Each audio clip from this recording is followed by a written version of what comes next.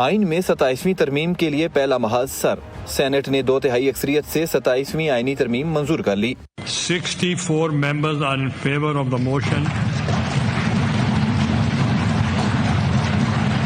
So the motion is carried by the votes of not less than 2/3 of the total membership of the Senate, and consequently the bill stands passed.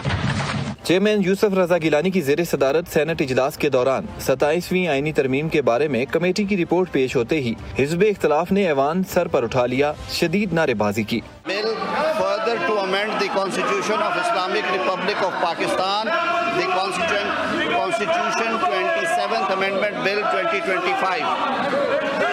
I now put the motion before the House. Opposition نے chairman senate کے dice کے سامنے بھی احتجاج کیا۔ 27ویں ترمیم کی منظوری کے مرحلے کے دوران حکومت کو 2 اراکین کی کمی کا مسئلہ درپیش آیا۔ نیشنل پارٹی کے سینیٹر جان محمد کی غیر حاضری اور عرفان صدیقی کی بیماری کی وجہ سے حکومت کے 2 اراکین کم ہو گئے، جس پر حکومت نے پی ٹی آئی کے سیف اللہ ابڑو اور جے یو آئی کے احمد خان کو بل کی حمایت میں راضی کر لیا۔ دونوں سینیٹرز کی رضامندی کے بعد حکومت کا مطلوبہ 64 اراکین کا نمبر پورا ہو گیا۔ اجلاس کے دوران وفاقی وزیر قانون اعظم نذیر تارڑ نے 27ویں آئینی ترمیم بل پیش کیا، جس پر اپوزیشن نے بل کی کاپیاں پھاڑتے ہوئے ایوان سے واک آؤٹ کیا۔ بل پیش ہونے کے بعد سینٹ میں 27ویں آئینی ترمیم کی شق وار منظوری کا عمل جاری رہا۔ 27ویں آئینی ترمیم کی تمام 59 شقوں کی مرحلہ وار منظوری کے بعد بل حتمی منظوری کے لیے پیش کیا گیا۔ سینٹ کے تمام دروازے بند کر کے ووٹنگ کی گئی، جس کے نتیجے کا اعلان کرتے ہوئے چیئرمین سینٹ نے بتایا کہ 27ویں ترمیم 64 ووٹوں کی اکثریت سے منظور ہو گئی۔ سیشن کے دوران پی ٹی آئی سینیٹرز نے سیف اللہ ابڑو سے مکالمہ کیا۔ سینیٹر فلک ناز چترالی نے سوال کیا کہ آپ کیوں کھڑے ہوئے؟ سیف اللہ ابڑو نے اراکین کو جواب دیا کہ مجبوری ہے۔ واک آؤٹ سے قبل جے یو آئی فے کے سینیٹر مولانا عطاء الرحمان نے آئینی ترمیم کو مسترد کرنے کا اعلان کیا۔ 27ویں ترمیم جو ہے، اس کا مسودہ نہ پارلیمنٹ کے سامنے لایا جا رہا تھا، نہ ہمیں بتایا جا رہا تھا، نہ کسی دوسری سیاسی قیادت کو بتایا جا رہا تھا۔ سینیٹر روبینہ خالد بولی، آئینی ترمیم کو غلط سمجھنا ایک منفی تاثر ہے، اچھی اصلاحات کو اپوزیشن کو بھی سراہنا چاہیے۔ سینٹ سے 27ویں آئینی ترمیم بل 2/3 اکثریت سے منظور ہو گیا۔ تحریک انصاف اور جے یو آئی کے ایک سینیٹرز نے بھی بل کے حق میں ووٹ دیا۔ بل کی پیشی کے دوران اپوزیشن ارکان کی جانب سے شدید شور شرابہ اور احتجاجاً بل کی کاپیاں پھاڑ دی گئیں۔ اجلاس سے واک آؤٹ بھی کیا اور اراکین ایوان سے باہر بھی گئے۔ شقوار منظوری کے عمل کے دوران جے یو آئی کے احمد خان اور پی ٹی آئی کے سیف اللہ ابڑو نے ووٹ کاسٹ کیا۔ دیکھتے ہیں رپورٹ۔ آئین میں 27ویں ترمیم کے لیے پہلا محاذ سر، سینٹ نے 2/3 اکثریت سے 27ویں آئینی ترمیم منظور کر لی۔ 64 members are in favor of the motion. So the motion is carried by the votes of not less than 2/3 of the total membership of the Senate, and consequently the bill stands passed.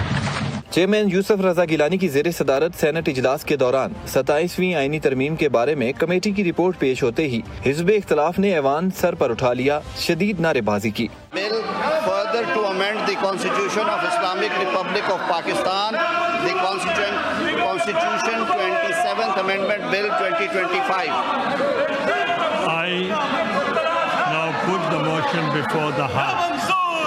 Opposition نے chairman senate کے dice کے سامنے بھی احتجاج کیا۔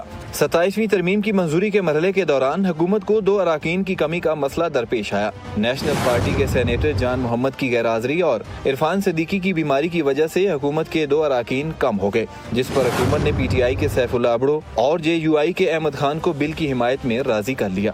دونوں senators کی رضامندی کے بعد حکومت کا مطلوبہ 64 اراکین کا نمبر پورا ہو گیا۔ اجلاس کے دوران وفاقی وزیر قانون اعظم نذیر تارڑ نے 27ویں آئینی ترمیم بل پیش کیا، جس پر اپوزیشن نے بل کی کاپیاں پھاڑتے ہوئے ایوان سے واک آؤٹ کیا۔